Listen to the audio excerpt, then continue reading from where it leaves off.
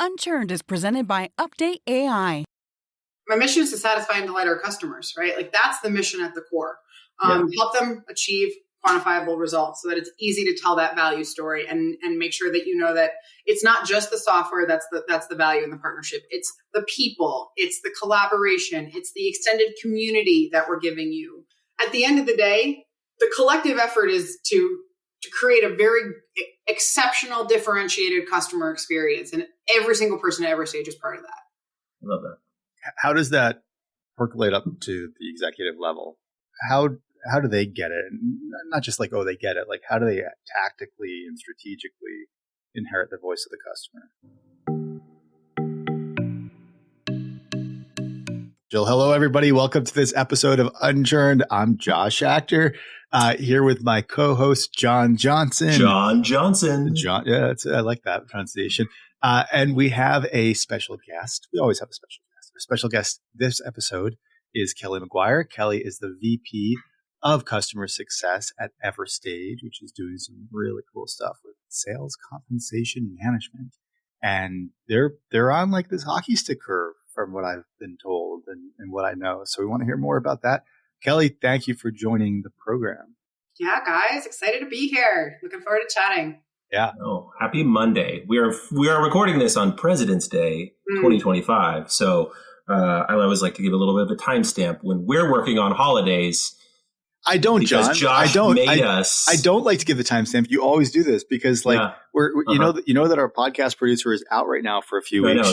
This won't be out for a couple of weeks. But when people listen, I want them to know that Josh made me work on a holiday again. Yeah. Well, I've been working all day, guys. So I'm happy to chat with you both. And she's like, let's get to it. So that gets us actually into the stage of growth that you're in. No days off in CS. No days off. That's true. That gets us into the stage of growth that you're in, Kelly. So you were talking a little bit earlier, a bit of a hockey stick moment for you guys. Obviously, sales commissions is huge. We got to get those hunters paid.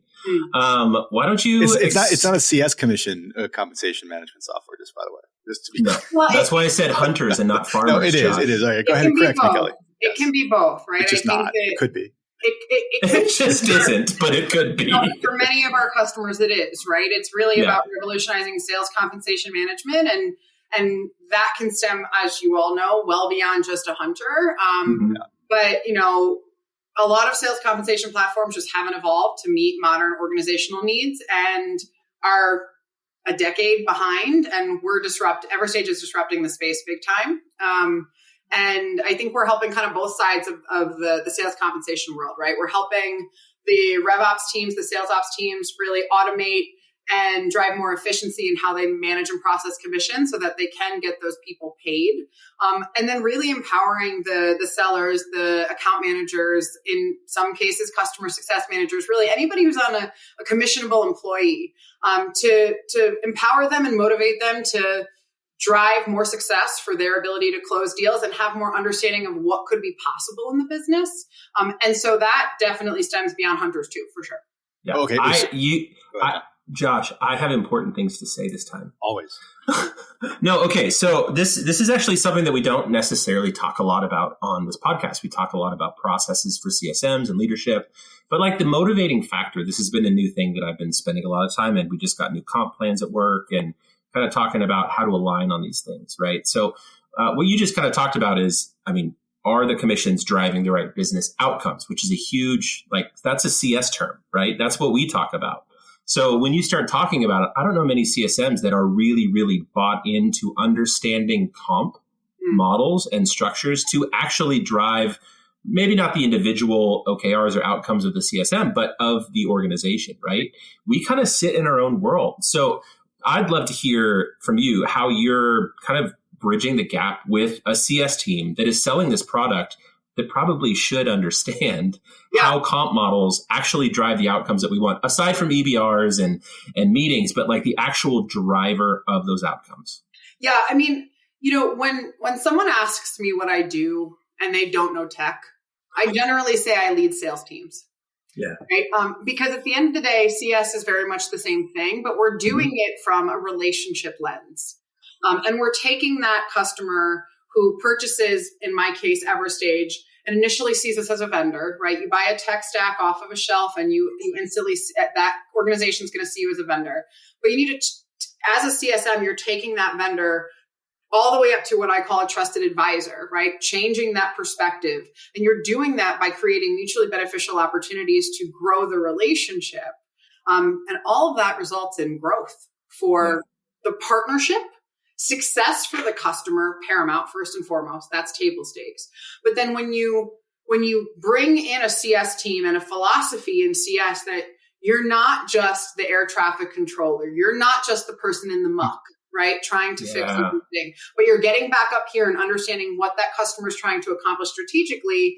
And then as a partner with your platform, your service, your solution, you're helping quantify how we're getting them there quicker, faster, and smarter. And that leads to expanded revenue and growth with the partnership many times, if not all the time. I love that. Okay. You said something about a mission, a CS mission. Do you have like a personal mission and vision for customer success? Do you have like an elevator pitch or something sexy that you've like come up with, or what is your ethos behind this? I wouldn't say that I have like one specific elevator pitch, because I think that customer success at its core is really about that strategic partnership, and how you deliver and execute on that partnership generally varies based on the organization that you're in, the business that you're in, the domain, whatever it may be. My ethos as a CS leader is something that I call the comfort zone philosophy. And what I mean by that is always be in your comfort zone. No. Oh, I see. Right? Josh, you're fired. So, people love their comfort zone. It's like a warm, happy, fuzzy place, right? They know it there. They feel comfortable there. And that comfort zone could be at work. It could be in their personal life. It could be in any way, shape, or form. The first place that people go psychologically when you're forced out of your comfort zone is fear, right? It's just where the brain goes because you're doing something you're not used to, or you're trying something for the first time. I was raised an athlete. I'm still very much like an athlete in my mind. And so I think it was Michael Jordan's quote, I don't remember, who said, it takes 1 second to be brave, right? Yeah. And whatever it is, you're done, right? So when I joined Everstage, I sat my CS team down and I said, okay, let's talk about the fact that, you've been in your comfort zone, in a very great comfort zone, right? It's why we're leading in the industry in a lot of ways, especially in our white glove kind of customer approach. But what I'm going to do is force you out of that comfort zone, and you're going to live in the fear zone a little. Once you move through that fear zone, and we'll move through it together, you enter the learn zone and then the growth zone. And that's where all the magic happens for you, for your customers, for our business, right? So that's really kind of, I'd say, my ethos in terms of how I lead.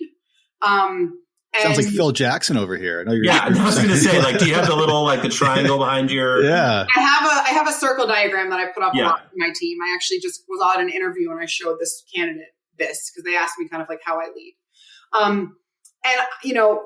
I was walking in New York City, I'd probably say about a year or two ago now. And I looked down and I stepped on at the sidewalk, there was a little graffiti stamp and it said, your comfort zone will kill you.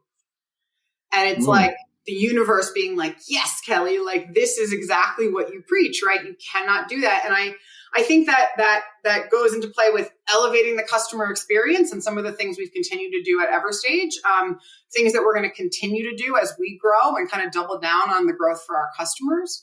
And honestly, how I live my life too. I live a lot in the fear zone and the learn zone and the growth zone, because the comfort zone is like, it's comforting, but you're not going to experience new things there. Yeah. I have a couple questions on that, Josh. Do you have anything you want to jump in that's just like... No. You look like you want to cut me off. So. No. Usually I do. Today, no. I know. Yeah. You are a leader in this high growth stage, right? So obviously you're going to have folks on your team that have various experience from the industry, but also from like the segment you guys are in. How do you coach your leaders out of that comfort zone into that growth and from that fear, right? Like that's like heart stuff, right? That's different than just like, hey, hit your numbers and I'm going to be a sales leader and rah, rah, rah. Yeah. But this actually is tactical. And I really love that because I feel like CS is kind of the heartbeat of sales. So walk me through how you actually like tactically get people into and out of those phases. Yeah. So I spent about 5 years in consulting, kind of throughout my career. And that was honestly where I got to really hone in on a lot of these strategic skills. One of the things that I took with me is just behaviorally how we learn, like our brains, how we learn, right? I worked with some behavioral scientists. A lot of times when we try to teach something, we just tell someone what it is. We're gonna teach you a concept. Now go try it in your real life scenarios.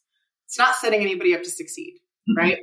So what I try to do is I teach somebody a concept and then we practice it in safe environments, right? So whether it's a new tool for customer success, whether it's a new tactic in navigating our strategic customers, whether it's a new process for making ourselves more effective and efficient operationally internally. We practice these things in a safe environment so that your muscle memory can build, so that, and then you apply that in real life scenarios. And what I do throughout all of those steps is I coach, right? So I am a very much like a player coach, right? When I start at an organization, I did this at Everstage. I'm still doing this here. I did this at my last org and my one previous. I take a customer account or two, or in an Everstage case, right? I take a few and I start to understand how the customer journey works today, so that I'm building credibility with my people on the front lines, right? I think the biggest mistake any new leader comes in is they don't roll up their sleeves and get dirty in the muck with the team, or they try to change things right away, right? My favorite question when I'm interviewing, when I was interviewing at, for this role is, what would you change right away? And my response is nothing, right? I'd learn, I'd listen, right? And I'd listen to listen, not listen to respond, right? I'd really try to retain and understand the circumstances within the business so that when I'm making decisions or suggestions for what we do to enhance or improve, they're backed by some content, by some experience, and then we're practicing that together in a safe environment so that when my CS team has to go and apply it to real life scenarios with customers, that muscle memory is built already, right? And they feel more confident in flexing that muscle. And again, coming full circle, stepping back out of their comfort zone. You were at Sisense earlier before you left for Everstage. Yes. Which, by the way, looked at your LinkedIn and some phenomenal growth there, personal growth in a short amount of time, leveling up through the stack there. But when you came, that's a large organization. It's still not a huge organization, but a large organization, by an order of magnitude in Everstage. So does this scale, this approach of you can take one or two accounts on your own and really 100%. 100%, right? Again, for me, I really made a calculated decision to join Everstage for kind of three things: the people, the product, and the mission. The people are some of the smartest, if not the smartest, I've worked with in the industry, not just in CS, but across the entire org. The mission of revolutionizing kind of both sides of the house, as I mentioned, right? Really improving the sales ops, rev ops teams, operational infrastructure and automation of commission, but then empowering and motivating people in the right ways. And then the product, really, we're the fastest growing product in the space. And we are continuing to grab more of that total addressable market, and the ability to bring this philosophy in at this tenure was incredibly exciting to me, because we're all still, we're all rolling up our sleeves and building this together. And not to say that wasn't the case at my former org or other orgs, but there's something super differentiated here, and it's why I know this is my home.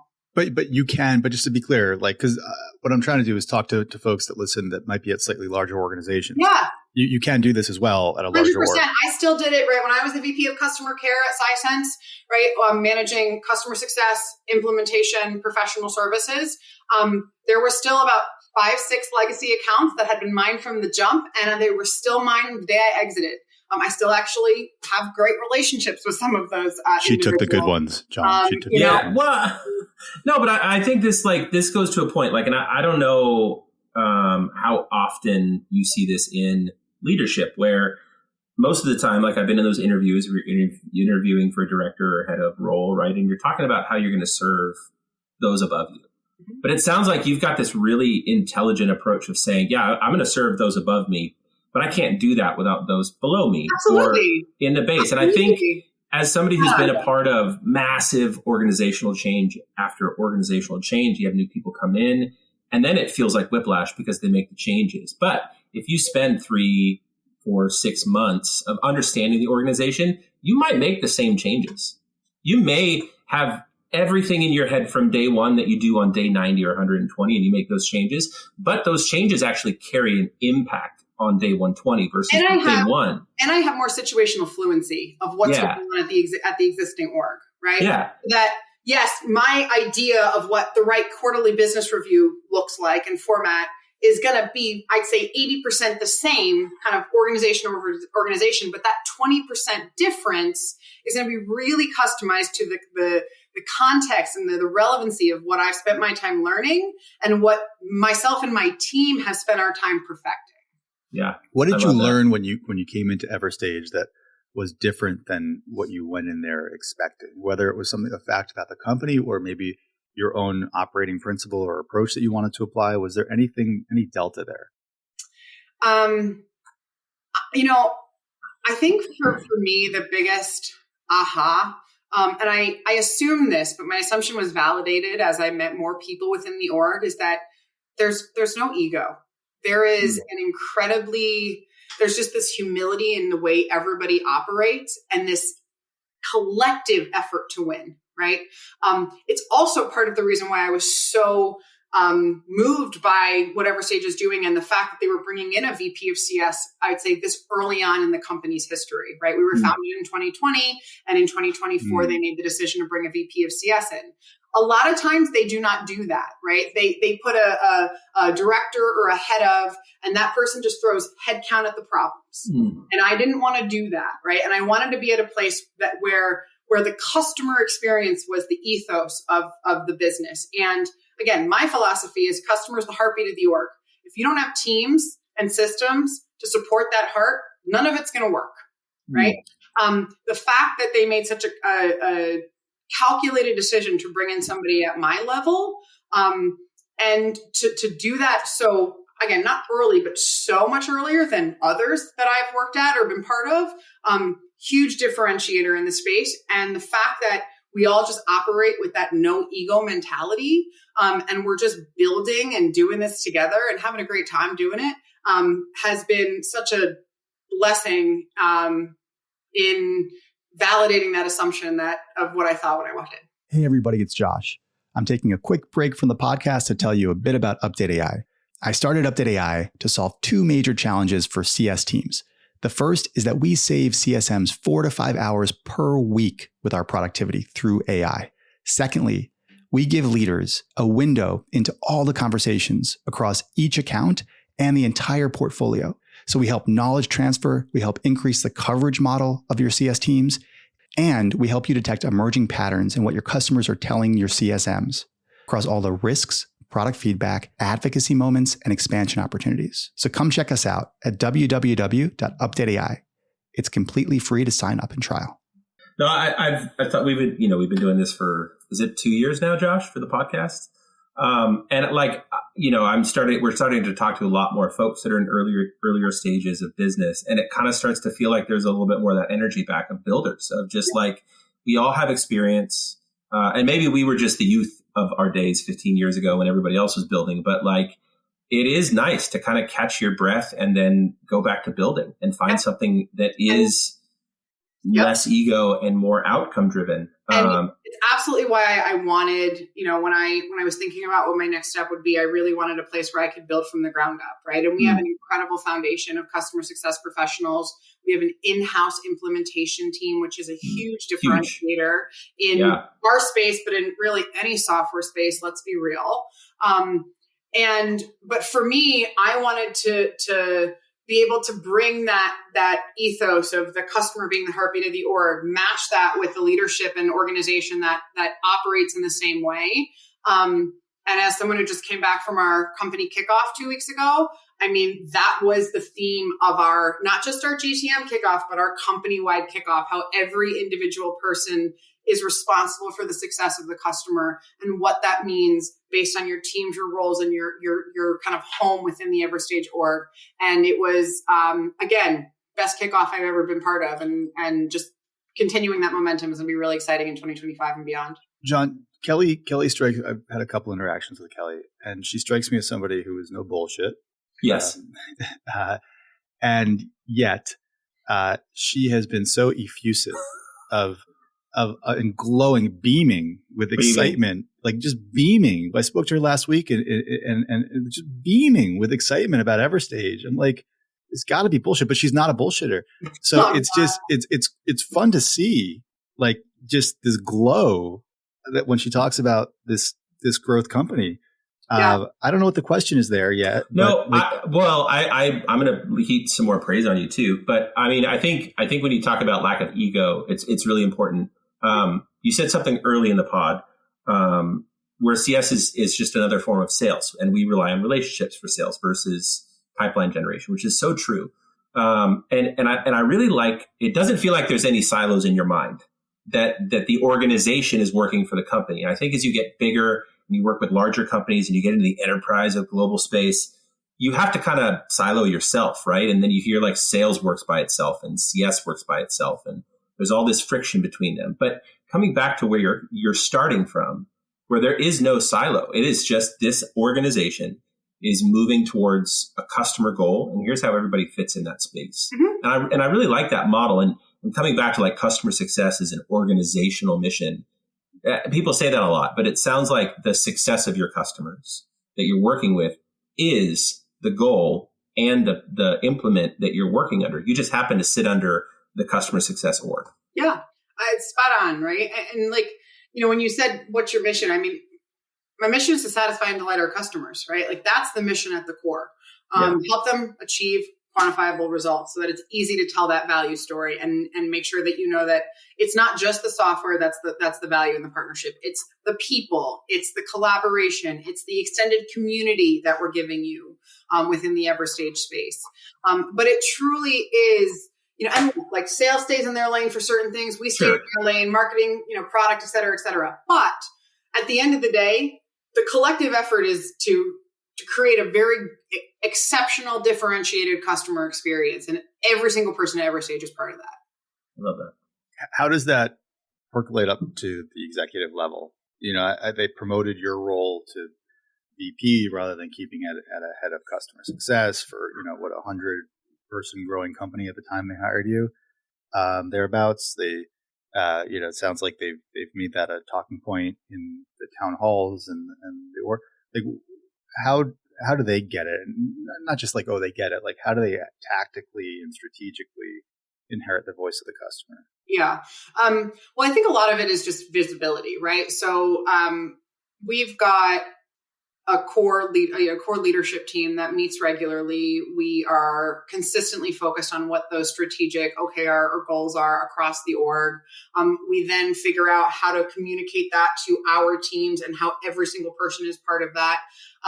For instance, you know, today I was having a conversation with our support leaders. Friday, I was having a conversation with our product leaders, and all of it ties back into how we're working together to, you know, grow our business, but ultimately grow our customers' business too. And so I think a lot of it is just radical transparency. We did our kickoff 2 weeks ago in India, and, you know, my CEO and our co-founder, who's our chief product officer, they sat down with our whole org, and, you know, we talked about not just our numbers from last year and what our numbers are this year, but what our product goals from last year were, where we ended up, vice versa, where we're headed this year. I did the same thing for CS. Marketing did it too. There was no like little silos where those conversations were happening in a vacuum. We wanted everybody to understand kind of table stakes for where the whole industry is. And that started with the leadership team aligning at the top and making sure that when we're implementing change, when we're trying to create transparency, if the leaders aren't walking the walk, then why would anybody else do it down in the teams that are actually doing that hard work of like working with the customers, building the product, enhancing the product, et cetera. So I think it's just that ethos. And I have to say, that starts with our co-founders and with Siva Rajamani, who is our CEO. You know, I think one of the other differentiators is Siva was the head of RevOps in another organization and saw a gap in the market for the need out of Everstage. And he took it upon himself to kind of step outside of his comfort zone and go start this thing and build this. And he did it because he had so much situational fluency and context for what people in RevOps roles need on that side of the business. And he's still just as involved, if not more involved today. And that's not going to change because that's just like the ethos of who Everstage is. So he understands the problem. Correct. Correct. And, and again, I'm sure you both understand this because you've worked at lots of different orgs. Like, you've got lots of leaders that sit up at an ivory tower and just bark orders. It's just not what happens here, right? No matter if it's him, if it's me, if it's our head of product, if it's our head of marketing, whatever it may be. Change starts at the top. And it's the easiest way to grow and evolve and enhance and optimize what you're doing internally so that your customers get a better result. And without that philosophy, I wouldn't be here because that's what I need in my leaders to challenge me and to always make sure that we're all meeting at the same table. And that's exactly what we do at Everstage. Love it. Gosh. John, you have a last question? No, okay. This is great. Sign me up. That glow is wearing onto John. Once we're done recording, I have a couple questions for you. Yeah. So what a year from now, or let's say a year from now, what is your vision? What does success look like for your team, your org? I think it's continuing to double click on like our commitment to customizable solutions that meet specific needs of each enterprise customer, and really just continuing to elevate how we care about their outcomes and ensure they're able to get the value out of Everstage. Really, so I think it's doing an even better job of capturing that story and making sure that other people know that story. Because we have that differentiated in-house implementation team, we have a white glove customer support and service model. We have that domain expertise, right? The fact that we have so many people, and it's not just our co-founders, it's people within every aspect of our organization that have rich background in sales compensation. Customers can get consultation on plan designs to promote the right behaviors, to ensuring plan efficiency, to meeting your revenue goals. And I think for us, we're just doing that at bigger scale, right? We're doing that now. But again, being almost 5 years old, we're still, growing in the space. I just want to do this and replicate it more for as many organizations worldwide, because when customers work with us, the value they see is so, I don't want to say catastrophic because that seems bad, but I think of it as a good word. Like it's so disruptive that I just want to repeat and clone because it's so impactful to businesses, to both sides of that space, that RevOps space, and then obviously that top line revenue growth, which is what every leader wants to see. Will you come back next year and tell us how it all went? Absolutely. Absolutely. I'm happy to. When you're ringing the bell on Wall Street. Yeah. They're just going to go straight from Series B to IPO. Hey, this is a weird market. You just don't know. That's true. That is true. Yeah. Okay. Well, Kelly, this was great. Thank you for bringing the fun, the energy, the radical candor and transparency. Always. And, wish you all the best in the rest of the year. Thanks, guys. Great to chat. Thank you, Kelly. Yeah. Thanks, guys. Bye.